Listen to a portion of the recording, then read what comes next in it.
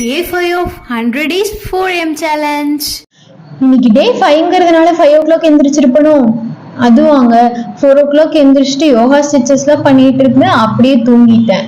அதுக்கப்புறம் பார்த்தா 5:15 ஆயிடுச்சு. என் மனசு அந்த இடத்துல சோர்வுக்காக குட்டியா இடம் கொடுத்தனால பாத்தீங்களா, சில நேரங்கள்ல மிஸ்டேக்ஸ் பண்ணுவோம். அது என்ன பண்ணணும், நம்ம மாத்திக்கிட்டு அடுத்தது பண்ணிக்கிட்டே போயிட்டே இருக்கணும். அதுக்காக அடுத்த நாளும் அதே தப்பு பண்ணக்கூடாது. அதனாலதான் இந்த மாதிரி நேரங்கள்ல உங்களை மோட்டிவேட் பண்ற ஒரு பர்சன் இல்லனா உங்களை நீங்களே மோட்டிவேட் பண்ணிக்கோங்க. சம்டைம்ஸ் இட்ஸ் ஓகே, ஆனா அதுக்கு இடம் கொடுத்துட்டோம்னா அவ்வளவுதான். டோன்ட் பி சீரியஸ்ங்க, கவனமா இருங்க.